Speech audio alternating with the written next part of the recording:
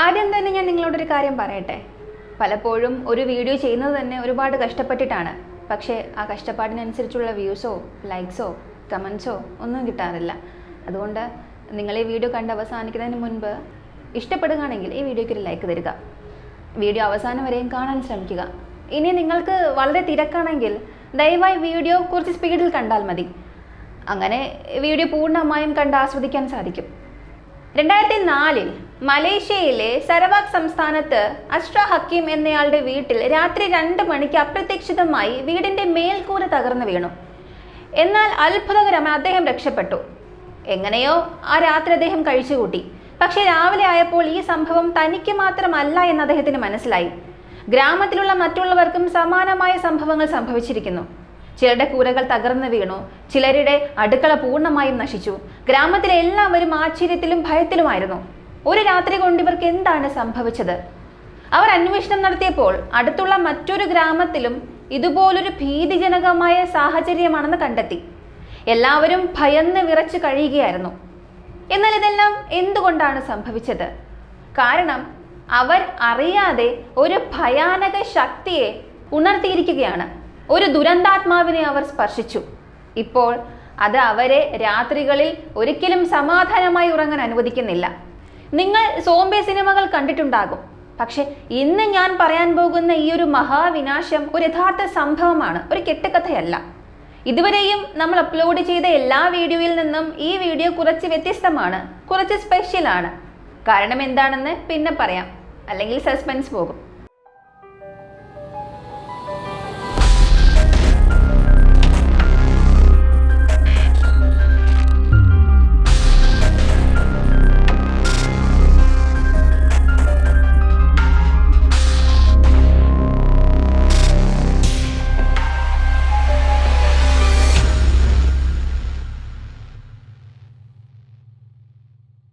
മനുഷ്യർ ബുദ്ധി നേടിയ കാലം മുതൽ ഭൂമിയിൽ പുതിയ പുതിയ ദുരന്തങ്ങൾ ഉണ്ടാകുന്നുണ്ട്.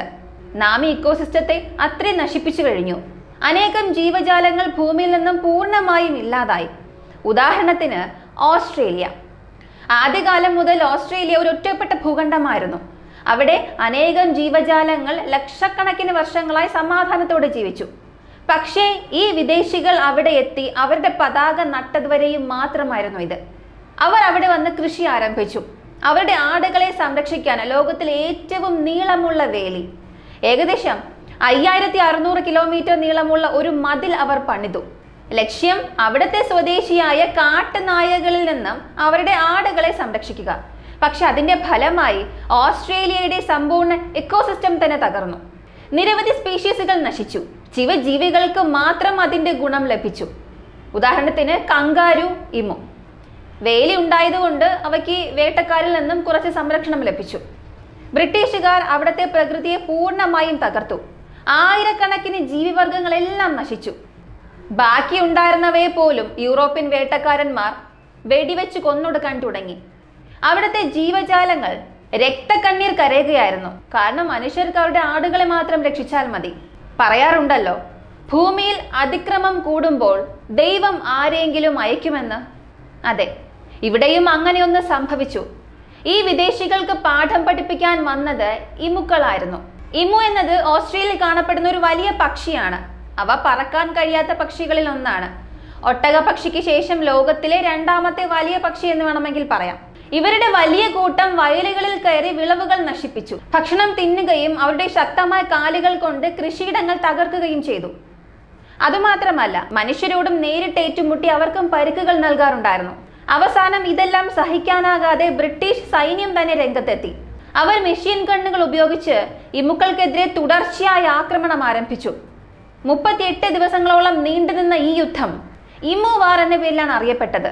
അതിശയകരവും രക്തരൂക്ഷവുമായ ഈ യുദ്ധത്തെ ജയിച്ചത് ബ്രിട്ടീഷുകാരല്ല, ഇമുക്കളായിരുന്നു.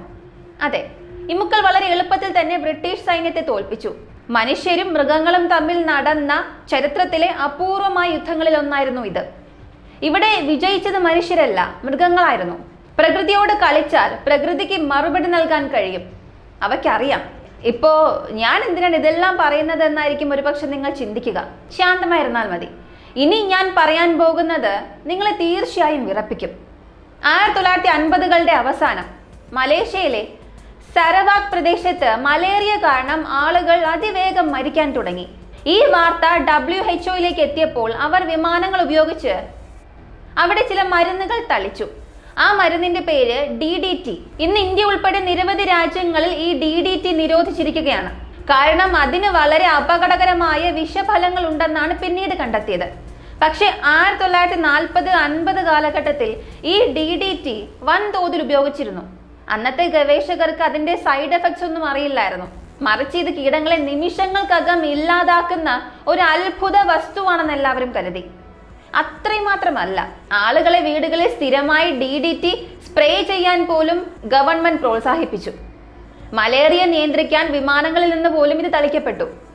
ഒരു ബ്രിട്ടീഷ് ഓഫീസർ ഇതിന്റെ സുരക്ഷ തെളിയിക്കാൻ DDT നേരിട്ട് കുടിച്ചു കാണിക്കുകയും ചെയ്തു.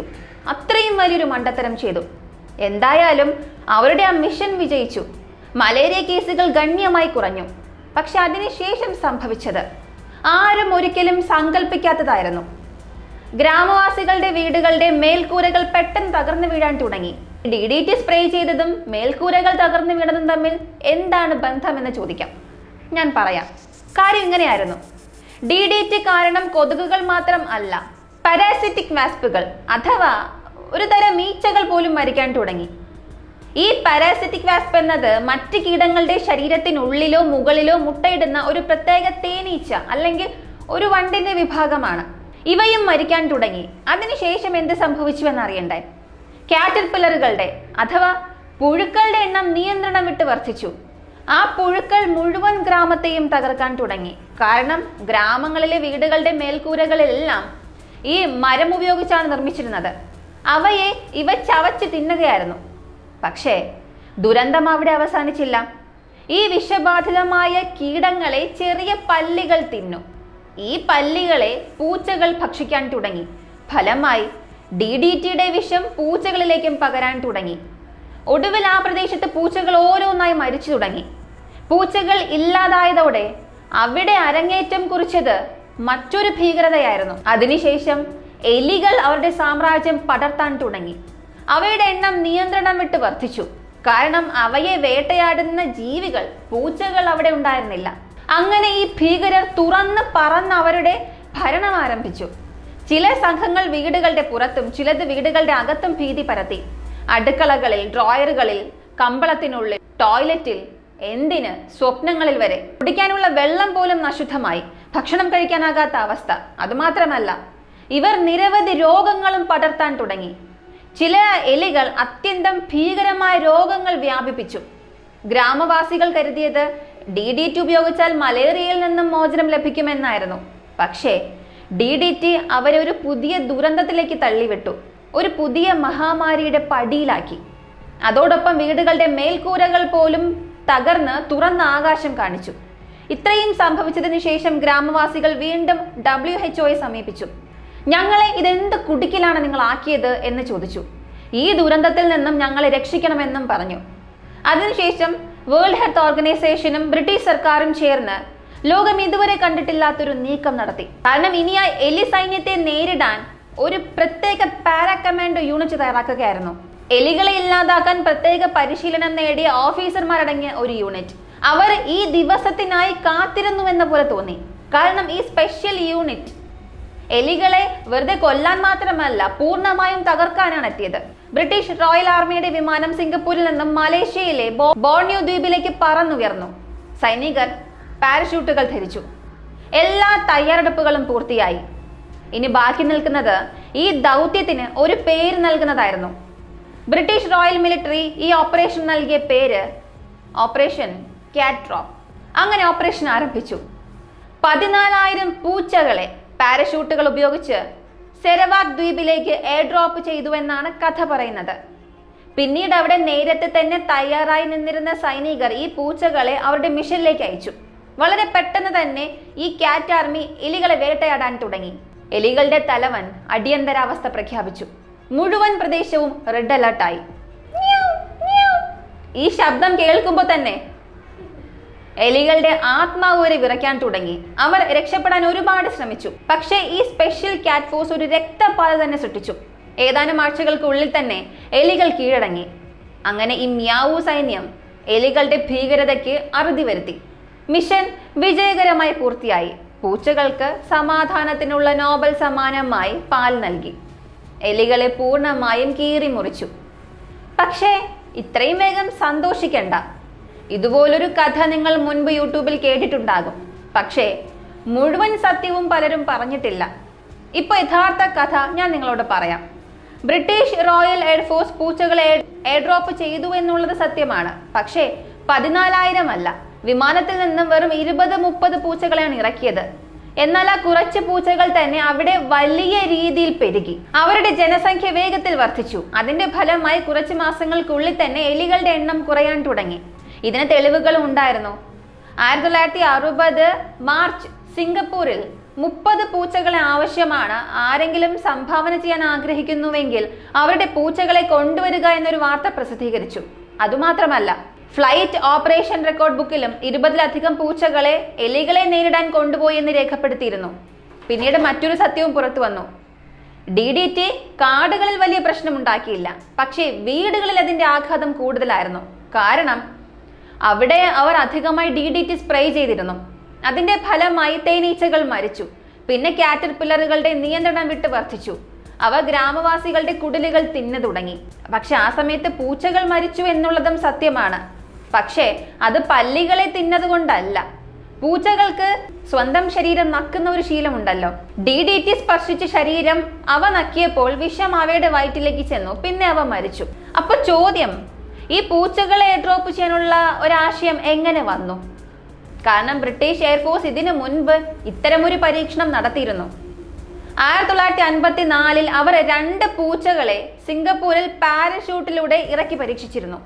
എന്തിനെന്നറിയണ്ടേ? മലേഷ്യയിലെ കാടുകളിലേക്കാണ് അവയെ അയക്കേണ്ടിയിരുന്നത്. അവിടെയുള്ള സൈനികർ ഒരു പരാതി പറഞ്ഞിരുന്നു.